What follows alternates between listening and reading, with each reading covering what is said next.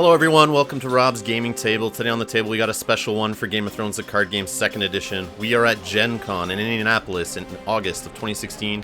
We're at the Joust North American Nationals. We are in the top 8 elimination rounds.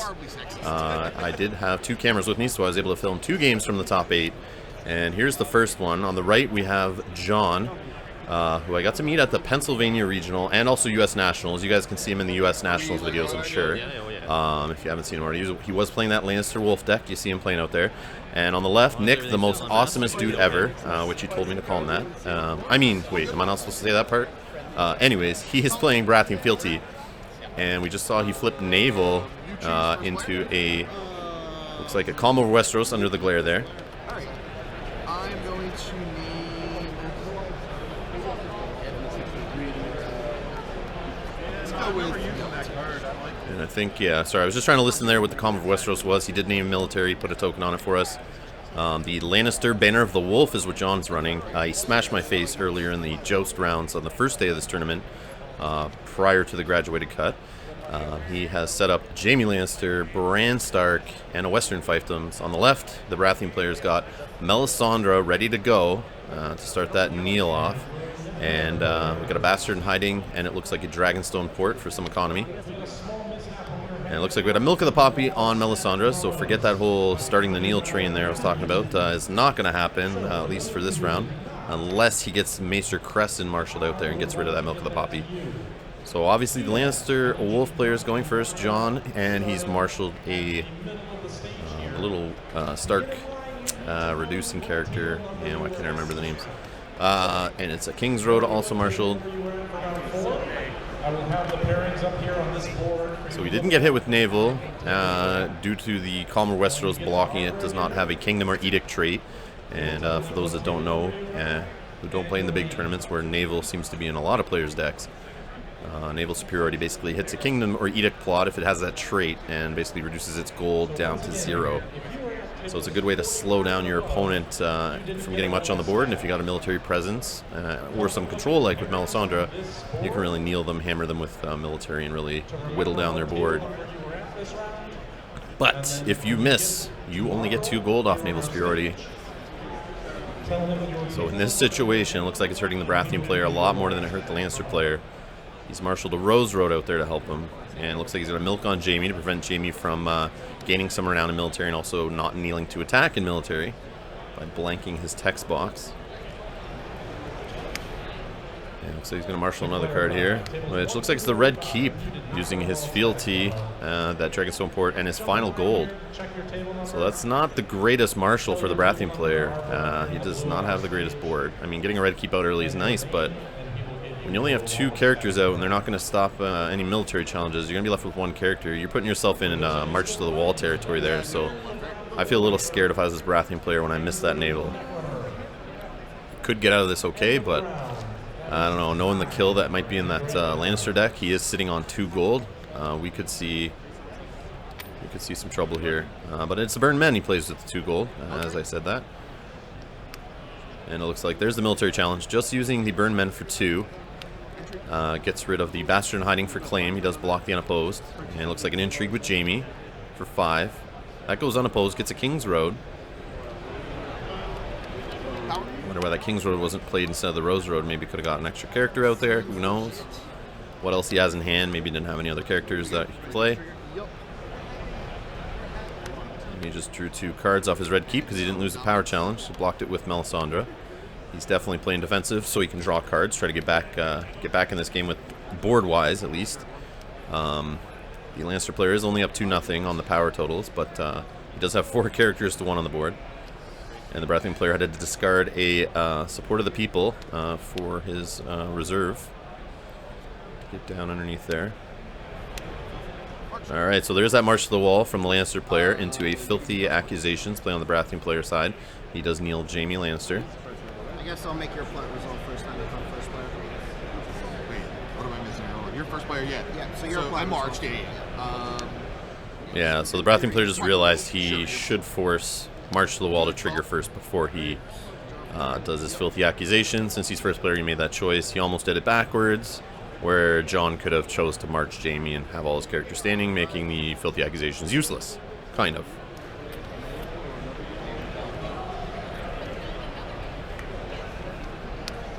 And it could, I guess, get rid of that Milk of the Poppy off there if you marched Jamie. And if you had another Jamie in hand or drew one, you could play it back out. He'd be standing and not having Milk on him. That'd be nice. But maybe he's got some other attachment control in his deck, so he's not too worried about that Milk right now. And the kneel is temporary, so I mean, Jamie could be standing next round. Alright, so Chamber of the Painted Table is marshaled for the Baratheon player. He's got 5 gold remaining. He used his 2 Dragonstone ports now to pay for that. But it has me worried here for him. He's having trouble with characters. So he spent 5 to play a City Watch, I believe is what they're called. And they have just an ambush effect on them. You reduce the cost to ambush them, I believe, if you have more power on your house or less power on your house. I forget exactly what they say. But it doesn't matter now because they were just marshaled in regularly, so they're just a 5 for 6 with a military and a power.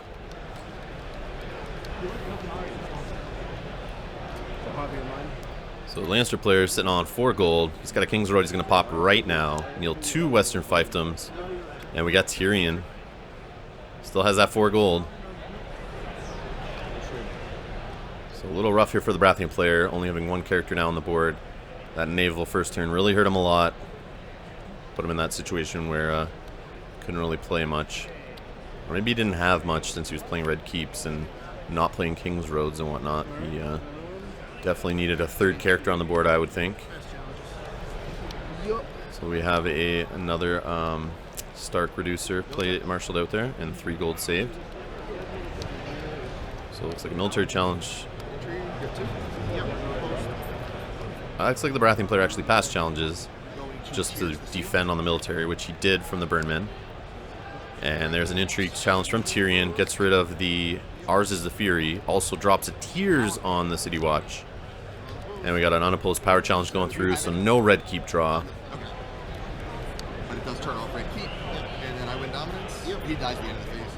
And there goes that City Watch, dying for Tears at the end of the phase. Dominance win to Lannister. Putting him up to 5-0 on the power total here. And quite the board. I mean, Jamie is milked, but he does have Tyrion already going and a Bran there to protect from any crazy events. So another kneel here on Jaime Lannister from the Fealty Accusations plot, and we have a confiscation played to remove the Milk of the Poppy on Jaime.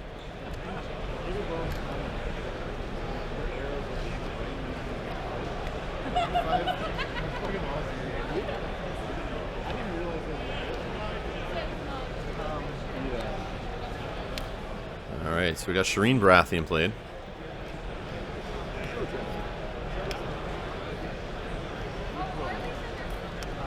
And Selyse Baratheon, her mother. It looks like the Baratheon player is going to sit on 2 gold possibly. Does still have 4 cards in hand. And yeah, he's going to save 2. So no military icons played, so someone probably will die unless he's got In the Name of the King, that event that nullifies military challenge. And no Marshal from the Lannister player. He's just going to sit on his 4 gold. Might have a Hound in hand, maybe. Got some events. He does have a Tyrion out there to trigger, so if he needs more gold, he probably can get it. At least 2 of it on his own intrigue challenge. Cards in? 4.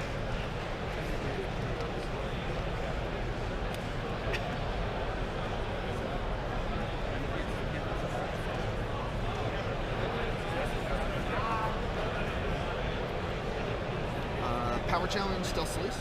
So we got a power challenge, Stealth and Selyse. So Shireen goes in for the block on the unopposed. Military challenge. Unopposed. There's no claim for that power challenge. And there's that military challenge. Going unopposed, gaining an unopposed power for the Lannister player and killing Shireen, causing a kneel there on Bran. And a dominance win on the Lannister side, so that Chamber of the Painted Table is not doing anything for him here. And since he's losing power challenges, that Red Keep's not really doing anything for him here. And he's losing militaries, which is whittling down his characters. I had 0 characters in hand, and I was like, Jesus. Maybe I'll get lucky. So calling the banners. The Baratheon player just mentioned out loud that he's got no characters in hand, I think is what he said. He's hoping he gets lucky here, gets a ton of gold, maybe draws a Bob. Or a Stannis, something to lock down the board or get him going power-wise, maybe help him get off some events. Something to turn this game around. Maybe he's got a reset coming up. Like a wildfire. Once again, for Netcon players, if you were at table 45, So Tywin is out on the board for the Lannisters. 145. Using Noble Cause there. Still sitting on gold. Over to the Baratheon player. He gets some more gold. I think he is at...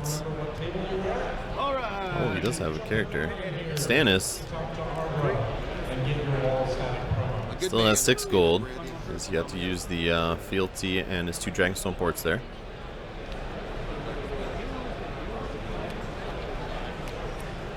And he did get another character, Sir Davos. Okay, so that's not too bad, but he is staring at Jaime, Tyrion, and Tywin, laughing at him across the board there. And a brand for protection, and he's got a Lightbringer that he just marshaled there on Stannis, so Stannis gains renown, and will stand every time he gets, well, once per, I believe, round or phase. It's limited once something. When he gets a power, he'll be able to stand.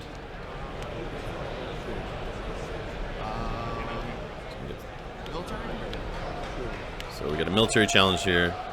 Jaime, Burnman, Tywin. For 15, I just heard them say. He's got some extra gold there for Tywin. That is correct.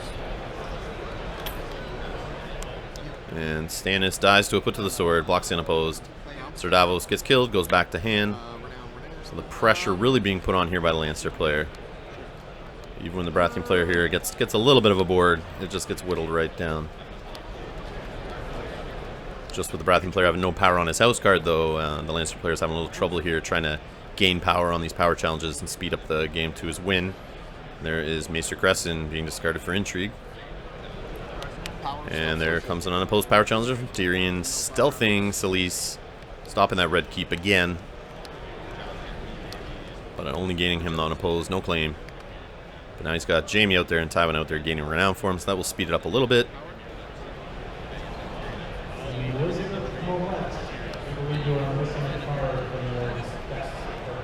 And we got a power challenge with Selyse being chump block there. Finally, the Baratheon player has a power on his house. But, dominance won by the Lannister player, so still no Chamber to the Painted Table stealing power to slow down the Lannister player here. He really needs to get that stuff going. I gotta think about it, I apologize. No problem.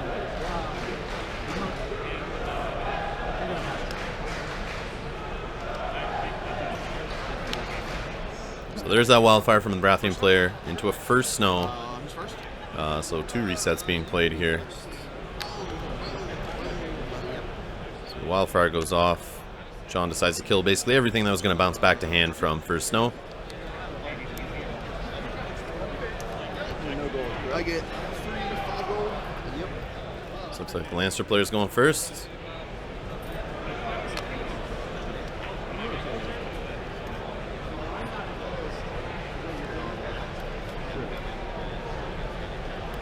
No Marshall? No Marshall? No Marshall. I count 5. Yep.